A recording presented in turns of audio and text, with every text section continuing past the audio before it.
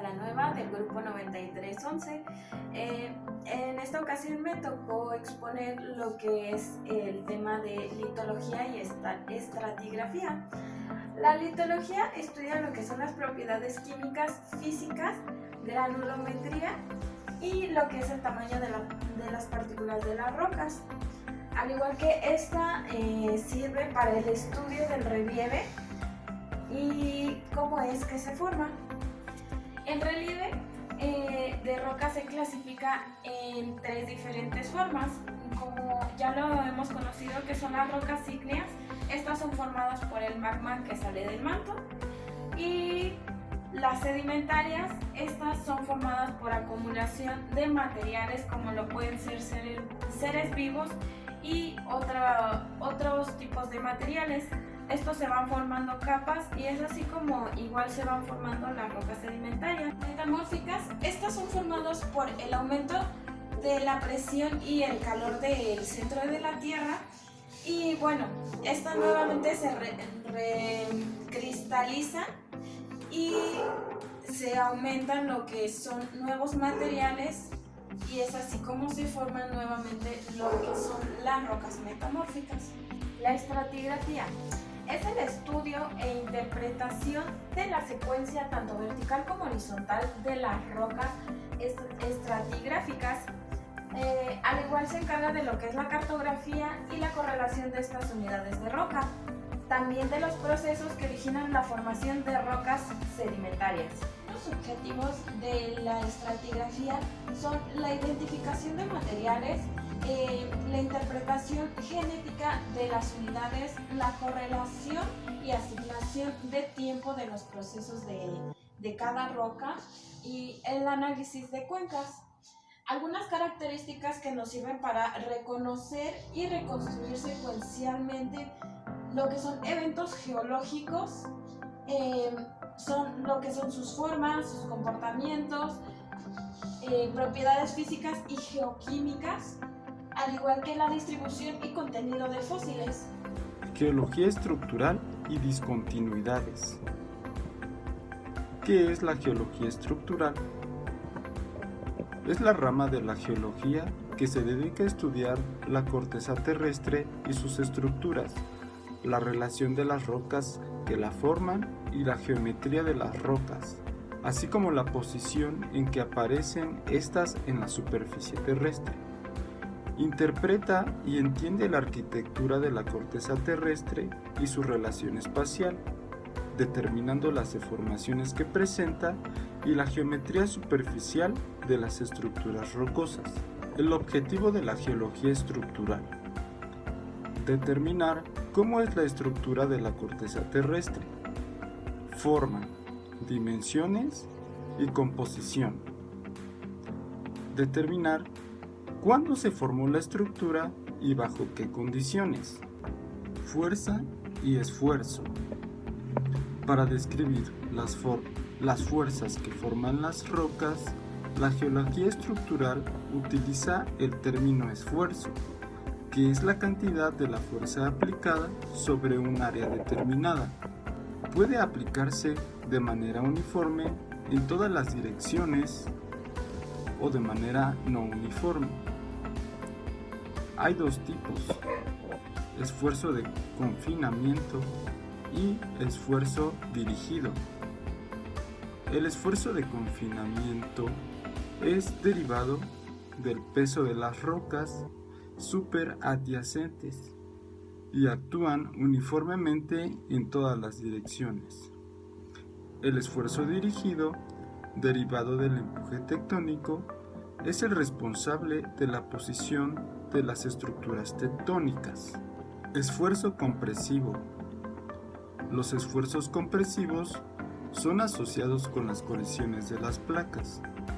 Tienden a acortar y a engrosar la corteza terrestre mediante pliegues y fallas. Pliegues son deformaciones plásticas que afectan varios estratos. Se visualizan fácilmente por la pérdida de horizontalidad de los estratos. Yo soy Arturo Sáenz Solís y le voy a hablar de la geometría externa e interna. La geodinámica externa estudia la acción de los agentes atmosféricos externos como son el viento, las aguas continentales, los mares, los océanos, hielos, glaciares y gravedad sobre la capa superficial de la Tierra. Estos fenómenos van originando una lenta destrucción y modelación del paisaje rocoso y del relieve, y en cuya actividad se desprenden materiales que una vez depositados forman unas rocas sedimentarias que ya las vimos en el semestre. Las fuerzas constructivas y destructivas son las actuantes desde el interior y exterior de la Tierra. Llevan realizando esta labor desde la constitución del planeta. Ambas fuerzas son opuestas, ya que la interna construye y la externa destruye. Los factores de modelado, como se ha dicho, la geodinámica externa es la responsable de esculpir el relieve de la superficie terrestre. Estos se dividen en tres factores, que son los litológicos, los tectónicos y los erosivos. Y ahora le voy a hablar de la geodinámica interna. La geodinámica interna es donde los volcanes y terremotos constituyen los elementos espectaculares de la actividad interna de nuestro planeta. Estos fenómenos son además una muestra del dinamismo de nuestro mundo y se convierten en elementos geológicos de primer orden. Los fenómenos internos de la Tierra son de vitalidad. Como planeta se pone en manifiesto una serie de fenómenos como volcanes y terremotos que tienen su origen en las profundidades de la capa internas de la Tierra. Todos estos se dividen en tres partes, que son la sismología, el vulcanismo y la tectónica de placas, que son temas que ya vimos en el semestre y que en este tema podemos ver que son partes de los fenómenos internos de la Tierra. Hola, mi nombre es Santiago Basilio Romero y a mí me tocó hablar sobre las etapas de estudios preliminares de detalle, durante y después de la obra. Bueno, son todos aquellos estudios, exploraciones, faenas o trabajos de reconocimiento de terreno que deben realizarse para obtener todos los datos o antecedentes necesarios para llevar a cabo un proyecto constructivo. Los estudios preliminares que se deben tener en cuenta son el estudio del terreno, estudio topográfico, condiciones climáticas, obtención de personal, condiciones económicas, servicios sociales y relaciones públicas. 5.8 Presas, túneles, vías terrestres, edificaciones, ordenación del territorio y planificación urbana. Presas. Es una obra civil que se construye en un valle fluvial con el objetivo de almacenar agua. El almacenamiento de agua se consigue al cerrar el paso al curso de agua, y entonces el agua que fluye se va acumulando lentamente hasta el nivel deseado. Factores a considerar en la selección del sitio. En primer lugar, la topografía, forma y amplitud del valle. En segundo lugar, las condiciones geológicas. En tercer lugar, la mano de obra disponible. En cuarto lugar, el aspecto socioeconómico de la región. En quinto lugar, el impacto ambiental. Topografía. En lo relacionado con la topografía, el sitio seleccionado debe reunir dos condiciones. La primera condición es que debe presentar una superficie mínima para la cimentación y un volumen mínimo para la excavación. Condición geológica. Juega el papel más importante. El terreno es el director de la obra, es el que manda. Jamás el terreno de una cimentación es homogéneo ni uniformemente sano. Hay que poner atención a la litología y a la existencia mecánica del terreno, la estabilidad de los taludes, la estructura y la permeabilidad, ya que son factores importantes. Las partes de una presa son la cuenca fluvial o de captación, vaso de almacenamiento o embalse, boquilla, obra de desvío, ataguías, obra de excedencias o vertedor, obra de toma y finalmente la obra de control. Los usos de las presas son irrigación, abastecimiento de agua potable, generación de energía eléctrica, control de inundaciones, navegación, acuacultura y recreación, Ahora veremos los túneles. La técnica moderna exige que en el proyecto de construcción de túneles se tenga en cuenta el estudio geológico de la región que se va a perforar, con el objeto de ajustar las obras al máximo de seguridad, sobre todo si se trata de construcciones de vías de comunicación. Estos trabajos de seguridad consisten principalmente en el revestimiento del túnel de acuerdo a las características petrográficas y tectónicas del tramo atravesado. Igualmente, debe estudiarse la consistencia de la roca. En la clasificación de los gneis pueden encontrarse tipos que ofrecen poca resistencia al avance, ya sea por su favorable esquistosidad, por su construcción mineralógica o por su estado de descomposición. Restaría únicamente consignar a estas breves consideraciones generales observaciones sobre la tectónica de la zona y de la profundidad y de infiltración. Vías terrestres. Las terracerías que requieren una obra vial transmiten esfuerzos al terreno natural bajo ellas. Estos esfuerzos a su vez producen deformaciones que se reflejan en el comportamiento estructural de las mencionadas terracerías. De ahí la necesidad de estudiar el terreno de apoyo o cimentación. Además existen factores independientes de la superestructura de la obra vial, aunque a veces influimos por ella, como el agua, que producen efectos en el terreno de cimentación. También se reflejan en el comportamiento de la misma obra. Desmonte y despalme del terreno natural.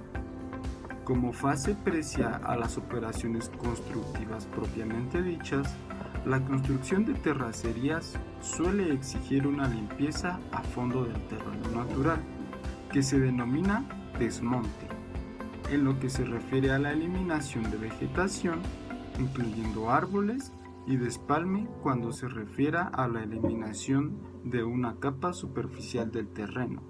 El desmonte tiene los siguientes objetivos. 1. Permitir la operación de la maquinaria de construcción en zonas boscosas. 2. Permitir la liga adecuada entre los terraplenes y el terreno de cimentación. 3. Eliminar materiales no deseados, tales como hierbas, arbustos o árboles, en cortes y préstamos. 4. Evitar la caída posterior de árboles o ramas a la vía terrestre. 5. Aumentar la visibilidad en curvas horizontales. 6. Evitar el efecto de desarrollo de raíces que posteriormente afecte la superficie de rodamiento. 7. Evitar problemas de comportamiento posterior en los terraplenes al pudrirse los troncos o las raíces atrapadas en o abajo de ella. Exploración de suelos en vías terrestres. En las vías terrestres se utilizan esencialmente los mismos métodos de exploración de terreno, que son comunes en todos los campos de aplicación de la mecánica de suelos. Estudios geológicos y fotointerpretación. Los mapas geológicos constituyen una formación básica invaluable para el proyecto de las vías terrestres. Con trabajos de fotointerpretación y aerofotografía pueden determinarse los tipos de suelos y rocas, así como sus límites y sus secuencias. Los principales datos que se obtienen con un estudio de fotointerpretación son los siguientes: características sociales y económicas de la zona donde se realizará la vía terrestre, incluyendo poblaciones, industrias, cultivos, minerías y un levantamiento de las obras de ingeniería existentes en la región. Topografía de la zona. Datos climáticos. Factores hidrológicos. Descripción general de rocas y suelos. Identificación de características geológicas de interés y definición del uso de tierra. Edificaciones. La geología en las edificaciones constituye la zapata en la cual se apoyan todas las edificaciones en la actualidad. Aplicación geológica a la edificación. Antes de construir un edificio, se hace necesario un informe geológico que define el tipo de cimentación y el nivel de apoyo en el terreno, las presiones de trabajo y los asientos asociados en el trabajo y los eventuales problemas de ejecución. Este tipo de informe es particularmente importante, si no, por llamarlo imprescindible. Aspectos geológicos y geotécnicos a considerar. Conformación con suelos apropiados. El material de los terraplenes tiende a considerarse, ya que es necesaria la compactación energética y sistema localización. Debe buscarse un lugar en el cual el suelo sea estable, donde no exista la posibilidad de deslizamiento o caída de rocas en un caso de sismo. Evite ubicar en un cruce de ríos. En el aspecto de la configuración estructural debe tenerse en cuenta la geometría de la vivienda, la resistencia, la rigidez y la continuidad. Para garantizar estos puntos es necesario proporcionar y utilizar materiales de buena calidad para garantizar una adecuada resistencia y capacidad para absorber y disipar energía en sismos o fuerzas exteriores que puedan llegar a afectar la edificación. Bueno, ahora hablaré sobre los métodos geofísicos, los cuales son la aplicación de los principios y prácticas de la física para la resolución de los problemas relacionados con la Tierra, midiendo de modo indirecto las variaciones de las magnitudes físicas en el espacio y tiempo. Tenemos la clasificación, las cuales con una tabla se las podría mostrar en este lado. En esta tabla tenemos lo que es... En esta tabla tenemos lo que es el método térmico, el método eléctrico, el electromagnético, el sísmico, el magnético, el gravimétrico y la testificación de ondas. En esta tabla podemos encontrar lo que son las variantes y los objetivos. La cartografía es la concepción, producción y difusión de los mapas, así como la crítica y representaciones de los mismos. Con esto igual se pueden realizar objeciones y críticas para mejoría de estos mapas. La cartografía son la escala, los paralelos, los meridianos, las coordenadas y algunos símbolos de la cartografía. La cartografía en general. Esta está basada en representaciones de manera amplia, ya que están dirigidas a todo público y es de uso divulgativo. Algunos ejemplos pueden ser los mapas topográficos regionales de países, de continentes o mapas mundiales. La cartografía temática. Esta está basada en temas específicos, la cual se divide en dos, en cualitativos y cuantitativos. En los cualitativos podemos encontrar algunos ejemplos como lo son los mapas turísticos, mapas políticos, cartas náuticas, y en lo que son las cuantitativas, serían las científicas, climáticas y de estadísticas económicas.